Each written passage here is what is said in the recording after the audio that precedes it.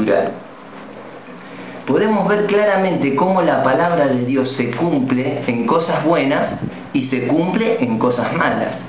Las buenas las podríamos decir la bendición que viene a través de nuestra boca, y las malas son las maldiciones. No necesariamente uno tiene que decir maldito o maldecir, sino que muchas veces hablando con una mentalidad necia podemos decir cosas que después nos arrepentimos, ¿no? Como le pasó a este gobernante de un pueblo de La Pampa, donde él dijo, ojalá que se ocurra una muerte o algo grave ocurra acá, así por lo menos somos famosos en el mundo. Y justamente la persona que murió en ese París-Dakar murió en ese pueblo o cerca en esos alrededores. Entonces, qué importante es que nosotros como cristianos, como creyentes, como hijos de Dios, con la autoridad que Dios nos delegó, dice que somos real sacerdocio. Y esta es una palabra que está compuesta de dos palabras, ¿no? Real se refiere a la autoridad del rey. El rey lo que hacía antiguamente era ejecutar los mandamientos de Dios, proclamar los mandamientos de Dios, juzgar al pueblo. El rey juzgaba al pueblo en los casos que venían a él a consultarle, como lo vemos en el rey Salomón, el rey David. Entonces hay una función. Esto no es un rótulo lindo que tenemos nada más de, soy real sacerdocio, nación santa, soy pueblo querido por Dios, vieron que muchas veces mencionamos eso, sino que eso denota el carácter que debemos tener y la función que debemos cumplir, por ejemplo, en nuestra ciudad. Somos reyes y debemos hablar palabras de bien para nuestra ciudad, para nuestro entorno. Muchas veces como cristianos nos pone mal, ¿no? Lo que pasa en el gobierno, en la política, la pobreza que hay en el país. Yo el otro día me ponía tan mal porque escuchaba que tenemos alimento, por ejemplo, en Argentina se produce alimento para 300 millones de personas. Y somos 35, 40 millones de habitantes. Y hay gente que se muere desnutrida. Es una cosa totalmente irracional. ¿Cómo puede ser que en un país que haya tanta riqueza se mueran personas de hambre? Niños se mueren de hambre. Entonces vemos la maldad, el egoísmo, la perversidad, la avaricia que hay en personas que nos gobiernan, y muchas veces decimos, bueno, vamos a orar por nuestra ciudad, vamos a orar por nuestros gobernantes, vamos a bendecirlos, ¿no? Decimos así los creyentes y oramos, ¿no? Pero creo que algo más importante que debemos pedirles a Dios cuando oramos y cuando intercedemos por nuestra ciudad y por nuestros gobernantes es primeramente que tengan convicción de pecado. ¿Saben por qué? Porque no podemos echar bendición sobre el pecado. No lo podemos hacer. Porque no es bíblico. Porque Jesús no lo hizo. Porque los apóstoles no lo hicieron. Porque cuando vemos, por ejemplo, un personaje como el profeta Elías, cuando confronta al rey Acab, que era el rey de Israel en ese momento, Israel estaba en un momento muy decadente. Y fíjense el poder y la autoridad de este profeta, de este varón de Dios, que él agarró, lo confronta al rey y le dice, vive Jehová en cuya presencia estoy, que si no es por mi palabra, no lloverá. Y hubo un tiempo muy largo de sequía en Israel. En todo un país se generó un juicio de Dios por la palabra de un hombre que estaba alineado con la voluntad de Dios, con el propósito de Dios y con, obviamente, la unción profética que estaba sobre el profeta Elías. Pero él no tuvo temor. Él proclamó esa palabra y Dios lo respaldó y tuvo una autoridad tan fuerte. Y no solamente tuvo autoridad, porque la autoridad la tenemos todos, sino que ejerció poder sobre un país entero y ejecutó el juicio de Dios y la voluntad de Dios para ese momento en Israel. A mí me impacta mucho cuando el apóstol Pablo siempre dice esto, ¿no? El evangelio no consiste en palabras, sino en poder, ¿no? Y nosotros, es bueno que estudiemos la palabra porque necesitamos indagar, pero muchas veces somos muy palabreros y hablamos.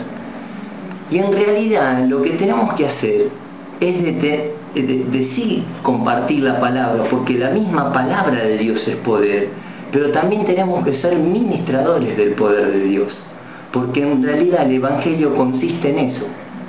Y cuando la Biblia acá en Proverbios habla de la bendición de los justos, la bendición de los rectos, está hablando de afectar en cualquier nivel, en cualquier área, ya sea en la política, ya sea en los empresarios de la ciudad, ya sea en las personas que tienen entidades como sin fines de lucro, de afectar con nuestra oración, con nuestra bendición, pero que oremos conforme a la palabra de Dios, conforme al propósito de Dios.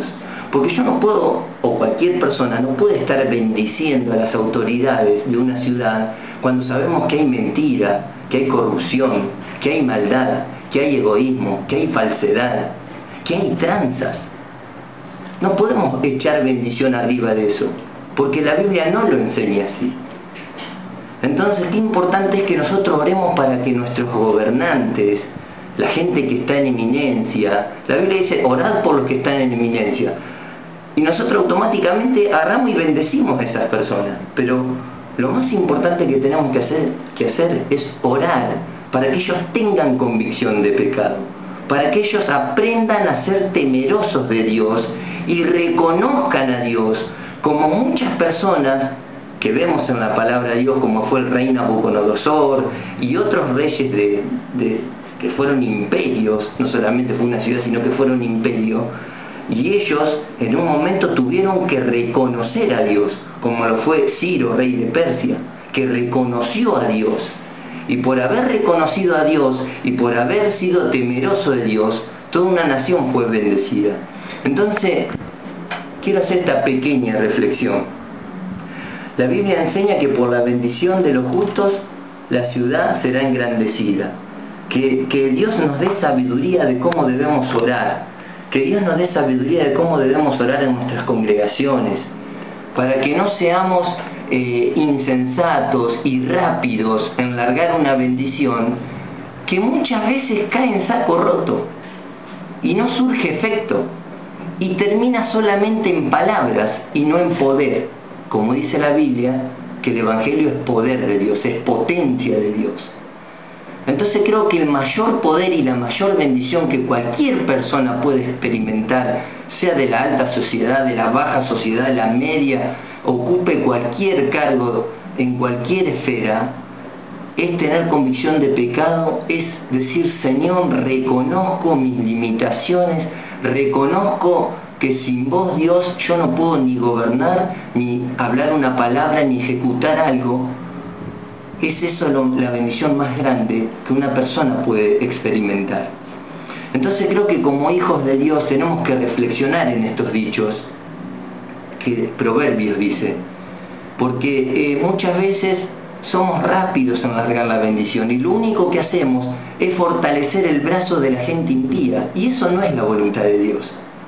La voluntad de Dios es que toda persona le tema, la voluntad de Dios es que cada uno pueda recibir el bien de Dios, y no solamente el bien desde una persona, sino el disfrutar de nuestra ciudad, de nuestro país, de nuestra nación, y de que Dios traiga algo fuerte y grande para nuestra nación. Si no, muchas veces no producimos ese efecto bíblico que podemos leer en el libro de los Hechos, cuando vemos que el apóstol Pablo dice que él trastornaba las ciudades. ¿Y de qué manera lo hacía el apóstol Pablo? La gente hacía estos que trastornan el mundo entero, ¿no decía así la gente en el libro de los Hechos? ¿Y qué hacía el apóstol Pablo? Él predicaba y ministraba el poder de Dios. Y tenía autoridad, porque se la había dado Dios, la ejercía, y como la ejercía, también ministraba ese poder, y la gente era sanada, pero multitudes creían en el Señor Jesús.